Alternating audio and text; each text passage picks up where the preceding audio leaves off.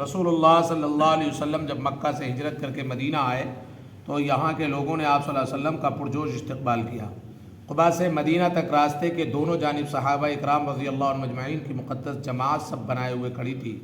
جب آپ مدینہ میں داخل ہوئے تو ہر قبیلے اور خاندان والا خواہش مند رہا تھا اور ہر شخص کی دلی تمنا تھی کہ حضور صلی اللہ علیہ وسلم کی میزبانی کا شرف ہمیں نصیب ہو۔ چنانچہ آپ کی خدمت میں اونٹنی کی نکیل پکڑ کر ہر ایک عرض کرتا کہ میرا گھر، میرا مال اور میری جان سب کچھ آپ کے لیے حاضر ہے، مگر آپ انہیں دعائے خیر و برکت دیتے اور فرماتے اونٹنی کو چھوڑ دو، یہ اللہ کے حکم سے چل رہی ہے، جہاں اللہ کا حکم ہوگا وہیں ٹھہرے گی۔ اونٹنی چل کر حضرت ابو ایوب انصاری رضی اللہ تعالیٰ عنہ کے مکان کے سامنے رک گئی۔ سیدنا ابو ایوب انصاری رضی اللہ تعالیٰ نے انتہائی خوشی و مسرت کے عالم میں کجاوا اٹھایا اور اپنے گھر لے گئے۔ اس طرح انہیں رسول اللہ صلی اللہ علیہ وسلم کی میزبانی کا شرف حاصل ہوا۔ آپ نے 7 ماہ تک اس مکان میں قیام فرمایا۔ اللہ کی قدرت، انسان کی پیدائش 3 اندھیروں میں، کائنات کی سب سے حسین ترین مخلوق انسان، جس کے لیے اللہ تعالیٰ نے اس کارخانے عالم کو وجود بخشا ہے، اس کی تخلیق اللہ تعالیٰ جہاں کر رہے ہیں وہ جگہ نہ بہت بڑی ہے اور نہ ہی وہاں روشنی کا انتظام ہے، نہ وہاں کوئی کام کرنے والا ہے، بلکہ اللہ تعالیٰ ایک تنگ جگہ ماں کے پیٹ میں 3 اندھیروں میں اس کی تخلیق کر رہے ہیں۔ جبکہ دنیا میں مینوفیکچرنگ جہاں ہوتی ہے وہ جگہ کئی ایکڑوں میں پھیلی ہوئی ہوتی ہے، روشنی اور قمقمے لگے ہوتے ہیں اور بے شمار کام کرنے والے ہوتے ہیں، یہاں کچھ بھی نہیں، پھر بھی اللہ تعالیٰ انسان کی پیدائش کر رہا ہے۔ یہ اللہ کی بڑی زبردست قدرت ہے۔ ایک فرض کے بارے میں اللہ تعالیٰ سب کو دوبارہ زندہ کرے گا۔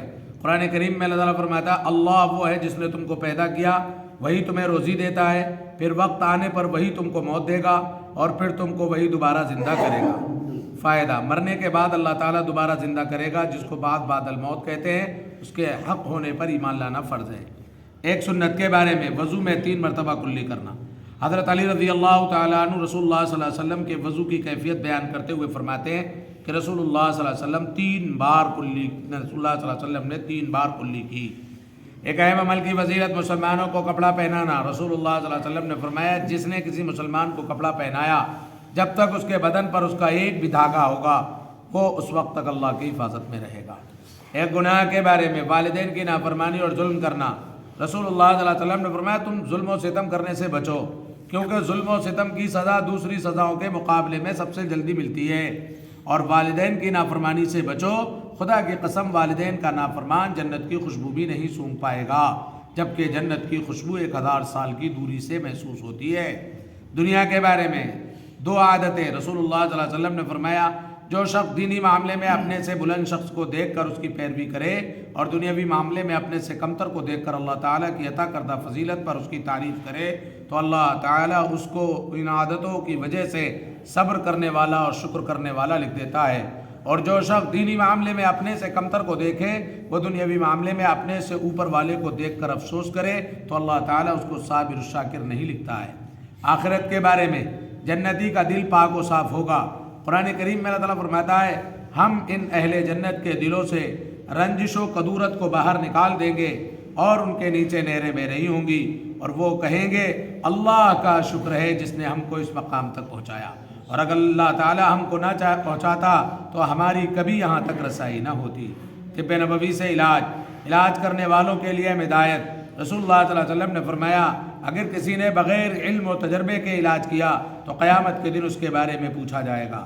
فائدہ، مطلب یہ ہے کہ اگر حکیم یا ڈاکٹر کی نا تجربے کاری اور اراڑی پن کی وجہ سے مریض کو تکلیف پہنچتی ہے یا وہ مر جاتا ہے تو ایسے حکیم اور ڈاکٹر کی قیامت کے دن گرفت ہوگی۔ قرآن کی نصیحت۔ قرآن کریم میں اللہ تعالیٰ فرماتا ہے اے ایمان والو، جب تم میں سے کسی کو موت آنے لگے تو وصیت کے وقت شہادت کے لیے تم مسلمانوں میں سے 2 انصاف پسند آدمی گواہ ہونے چاہیے، یا پھر تمہارے علاوہ دوسرے قوم کے لوگ گواہ ہونے چاہیے، جیسے تم سفر میں گئے ہو پھر تمہیں موت کا حادثہ آ جائے۔ سبحان اللہ۔